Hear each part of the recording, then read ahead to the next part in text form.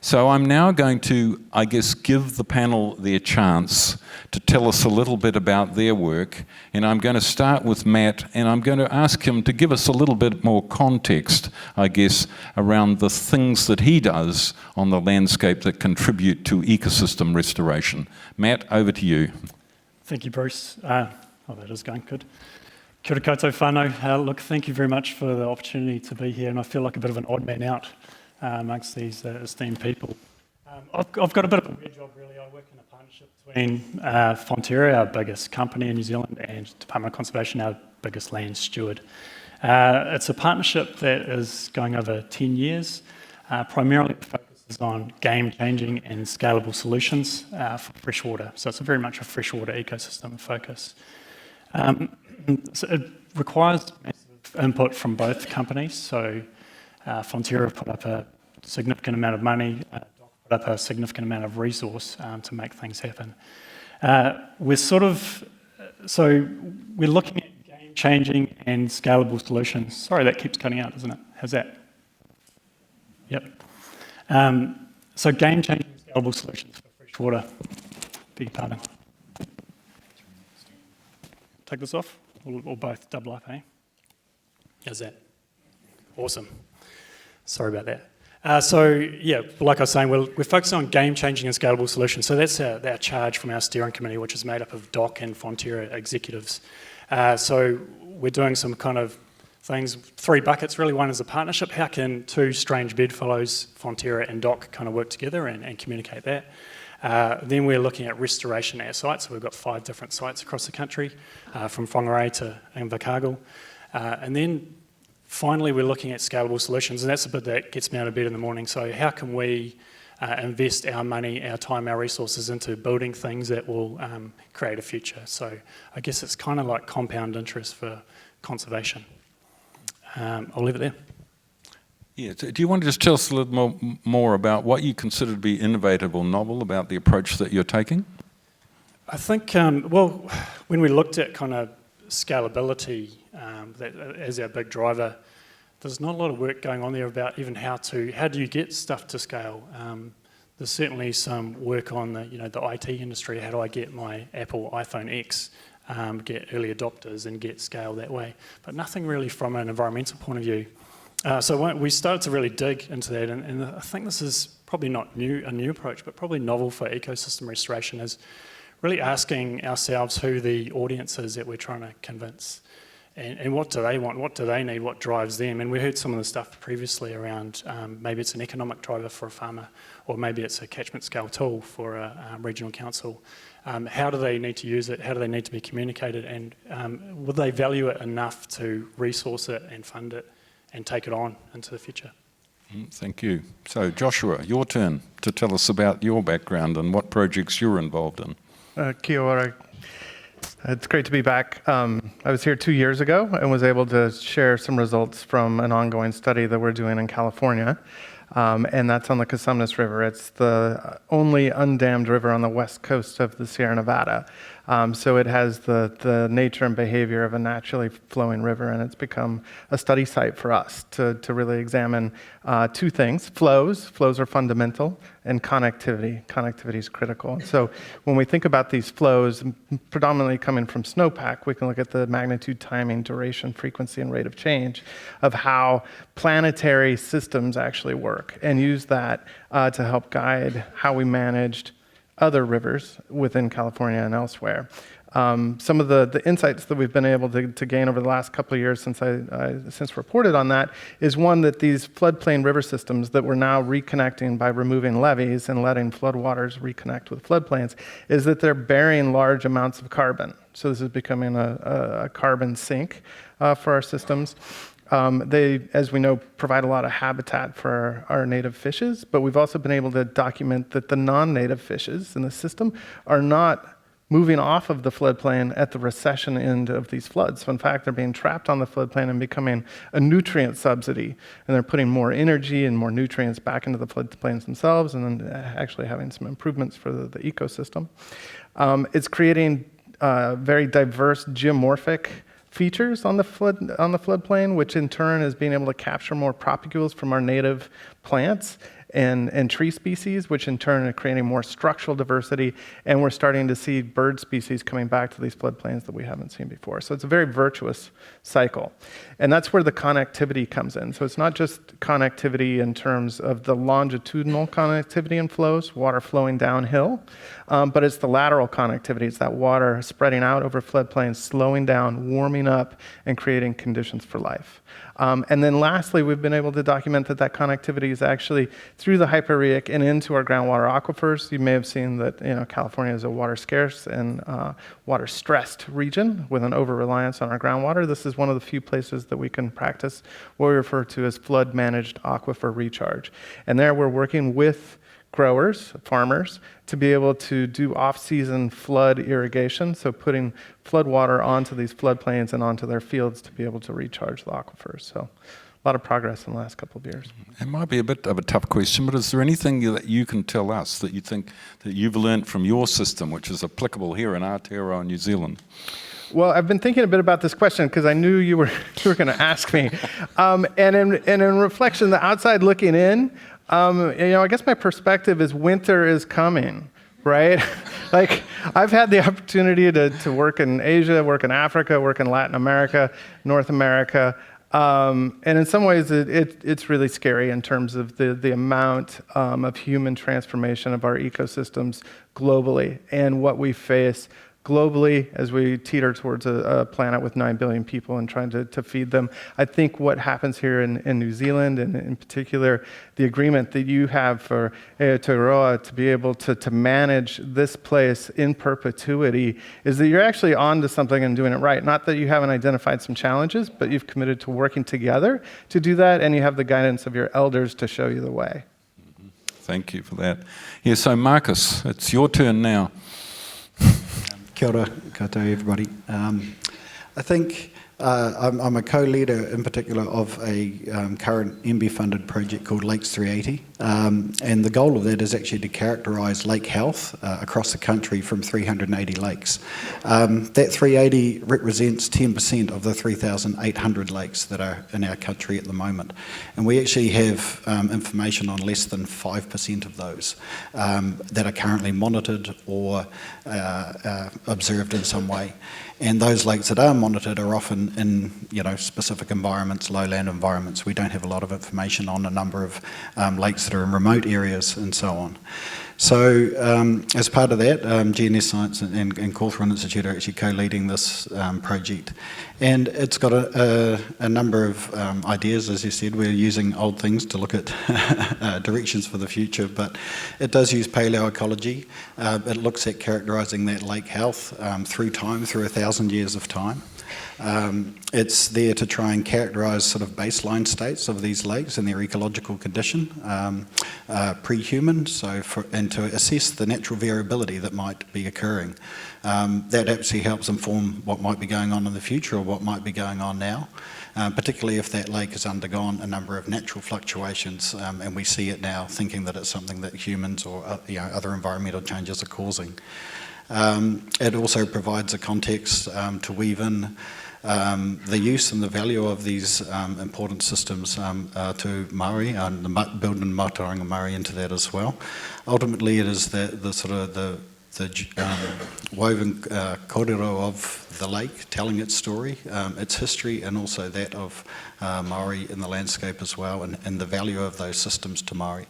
It also provides a context then for understanding what effects have gone on more recently with European arrival and landscape change and use in that space. I think in the sort of novel side of things, like utilising these paleoecological techniques is not new at all. In fact, a number of people have been doing it around the country. Jason actually highlighted some of the work that's already going on within the challenge. But I think what the novel side here is that we are bringing in new novel techniques that allow us to get down into some quite new detail to understand better the ecosystem. Some of this is new technologies for looking at productivity at very great detail, environmental DNA for understanding sort of more of a whole ecosystem approach rather than just one or two key species or types within that system. I think also too the sort of maybe ambitious and crazy part of it is that we are trying to do this at a national scale. 380 180 lakes scattered around the country is not a trivial task. It involves a huge amount of engagement and networking, and community support in that is fantastic, and that goes right from community level through regional councils through the iwi support that we are gaining along this as well. And then of course supports from things like Challenges and NB as well. Good. Thank you. So Karen, over to you. Thanks, Bruce. Just wanted to acknowledge all the contributions everybody has made over the past few days, a couple of days. I've learnt a lot, and thank you all for making your contributions. So I work for the National Wetland Trust, and the Trust is restoring a small wetland near Hamilton Airport. It's a little peat lake and kahikatea semi-swamp forest complex, which the Trust has been restoring for a number of years now. And I guess when I reflect about what's unique about that particular restoration project is the species that we are most aiming to increase the population of in that site. And if Nikki Toki's still here, she's probably thinking Fred the Thread. But no, it's not in fact the world's skinniest caterpillar, which is in our site, and it's in the only predator-free environment in New Zealand because we have a little an excluder fence as well, and we have transplanted the giant cane rush and its inhabitant Fred the Thread. But that's, he's a little caterpillar, turns into a moth, but that's not the species we're aiming at most increasing. The one that we're focused on the most is Homo sapien, he tangata. So the focus of what the Wetland Trust is trying to achieve is to create a bit of a showcase, restored wetland, where people can come and be inspired and go away and restore wetlands and protect wetlands. So we're looking to use this as a catalyst to increase the amount of wetland restoration projects nationwide. So why do we need to worry about wetlands? Well, we've heard a little bit over the past couple of days about how wetlands are sort of the poor second cousin in the ecosystem world. They're at the bottom of our catchments, so they catch all the rubbish we put on our land ends up in our waterways, and they're hugely vitally important ecosystems. They provide a huge number of ecosystem services. And Māori have long recognised the value of wetlands. They've been really important resources for Māori and spiritual places. But when you think about in the Western world how we've treated wetlands, we have words like, bogged down with work or mired in controversy. And what does the Don want to do? Drain the swamp. And so we use all these wetland words in a really negative way in our language, in our English language. And we had one of our trustees talking to Jesse Mulligan, great conservation advocate on Radio New Zealand, and he was saying to our trustee, but wetlands aren't really attractive, are they? And I thought, we really need to stop body shaming wetlands.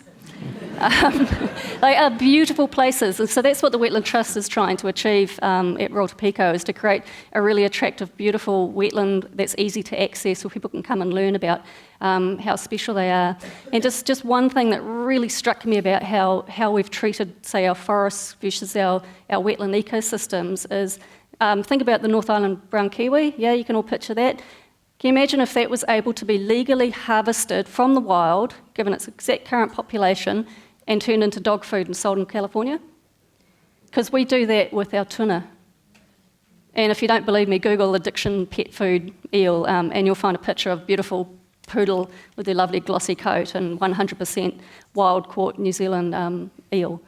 And so we've got a long way to go in terms of giving our ecosystems equality. We've talked a lot about equality and bringing voices to the table, where we need to treat our ecosystems but equally as well. So that's my little provocative kind of statement. Well, we need to love our wetlands. So the other thing about restoration, of course, and because the challenge is particularly mission-focused, I have to ask all of you, what do you do about monitoring progress towards achieving your restoration outcomes? Can you just give us a quick snapshot? I'll start with you, Joshua. How do you monitor to determine whether you're actually achieving the outcome you're seeking?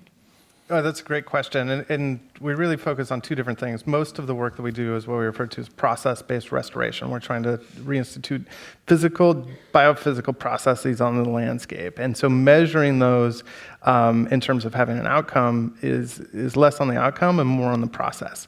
And so making sure that we actually understand the flows, the amount of water, the depth, the duration, velocity of flows across the landscape. But in terms of the metrics that we often use for success, it's things like biomass, it's things like the total number of birds, diversity, things like that. And we're starting to institute different means of using technology to automate some of that. So some examples include LiDAR, light detection and ranging, to be able to actually scan forest recovery and to be able to measure the biomass associated with that. And one novel thing that we did, we pay farmers to flood cornfields to attract lesser sandhill cranes as habitat, but they're very difficult to count because they all come to roost right at dusk. And so you have to have a small army of people with binoculars to even make a guess as to how many of them are coming in. But we've been using drones with thermal cameras to be able to monitor those.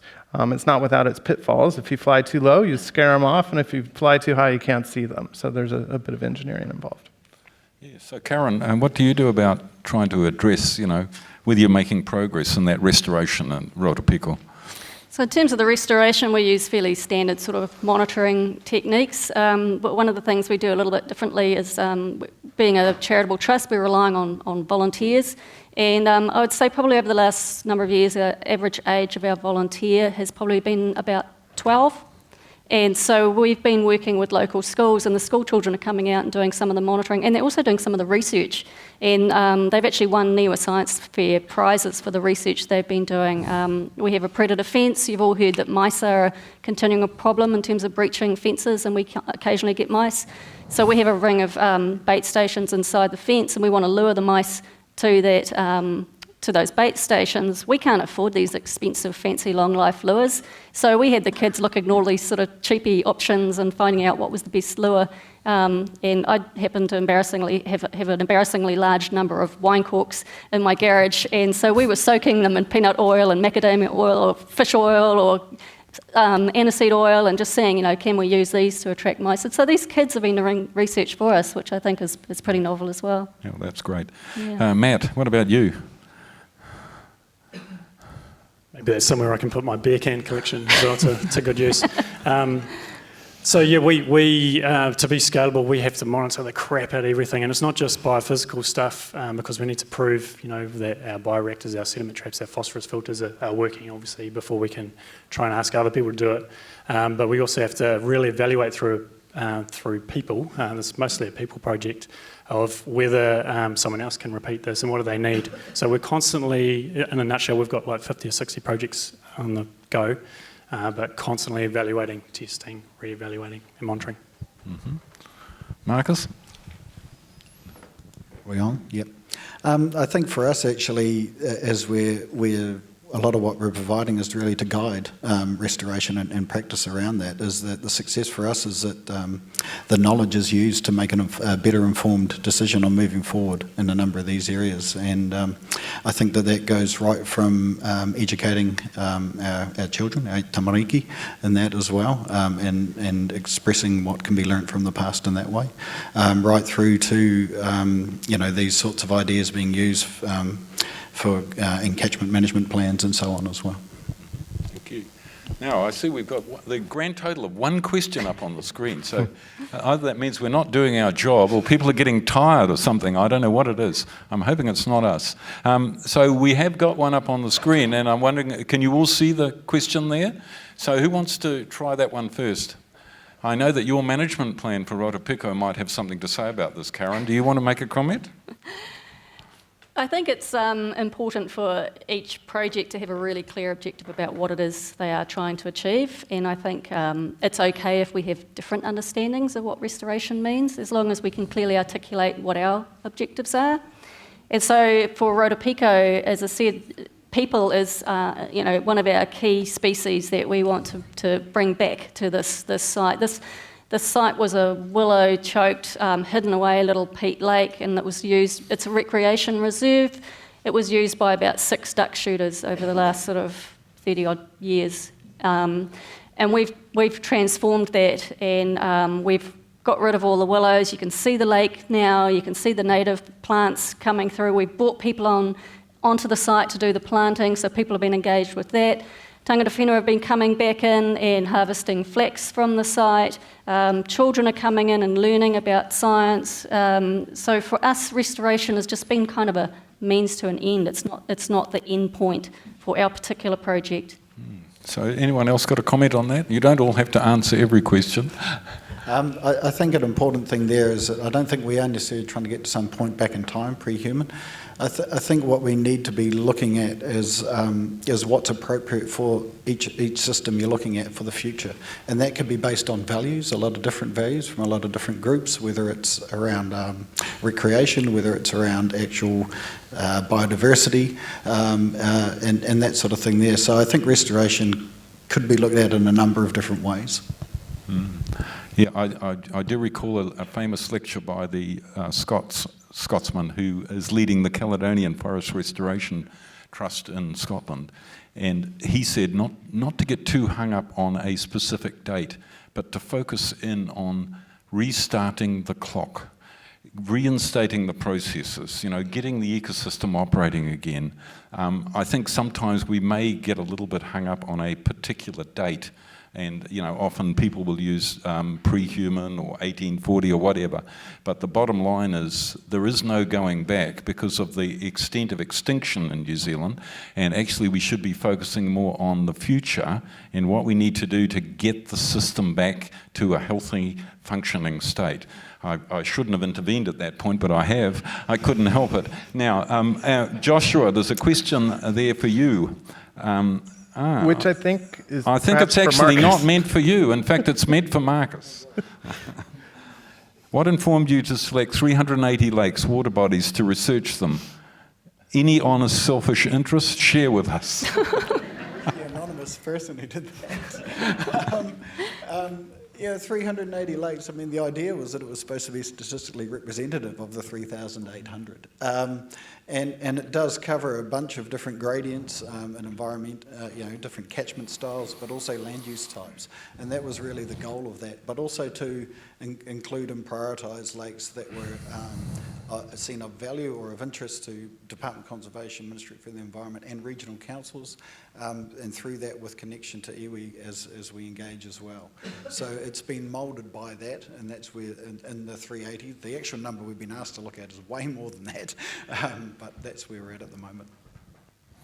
Okay, so there's also another one here for you, Marcus. What have you learned from your research in Antarctica that can be applied to New Zealand to inform how we restore ecosystems? My research in Antarctica was actually not so much in an ecosystem space. It was actually more in a climate and a related space, and particularly to do with ice sheets and glaciers. So I might park that one for a different question instead. Okay, so we'll take another one here, which is addressed to all. New Zealand has a unique conservation approach with some great strengths, but what are the weaknesses that we could improve on? We've only got 1 minute 55 seconds left from my reading of the clock. Perhaps by learning from the international conservation community. Does anyone want to take that one on? Weaknesses? I guess, well... Karen, go for it. You've started. I guess the unique approach in New Zealand is a very, very heavy focus on killing things or excluding things. There's these introduced predators, and certainly at Rotopico, the Wetland Trust project, and you may have read this flyer in the bag, we've had a massive problem with, we've got rid of one pest, we've got rid of the one pest suite, we've got rid of all the predatory mammals, and now it's the best hotel in town for every single sparrow, starling, thrush, blackbird, finch, all the non-native birds just flock in there at night. And this is a peat lake, and peat lakes are supposed to be low nutrient systems, and we've just introduced this big problem of all this excess nutrients. So we've got a whole new problem to solve, and we're quite keen to hear from any great minds in the audience. You can contact me later if you've got any solutions to that. Matt, there's one there for you. It's pretty obvious which one it is, the one relating to Fonterra. I was going to answer the top one and skip that one. The one about Fonterra, would the ecosystems, where's it gone? The ecosystems would be... How does collaboration work in living water? Are solutions co-designed? Has it been difficult for Fonterra to adapt to working in this way? Massive challenge. It's like if you were just working alone, sometimes you get heaps more done. You get heaps more restoration done, right? You could just, like Doc is a great example. They know where they work, they've got their money, they just go forward, they've got a great plan, great team. But we're coming at it from completely different angles. And we've had to really adapt, develop, and it's pretty much taken us 5 years to get to where we are now of being useful to New Zealand. I don't think we would have a very compelling story to tell in the previous 5 years. So we've got 5 years left to go, and I think we're finally getting there.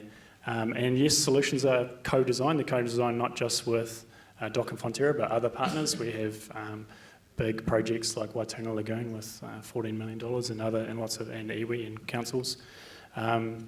And that's also difficult, but super useful for both parties, I think. And DOC are now moving into the integrated catchment management space, so hopefully they can take some learnings away too.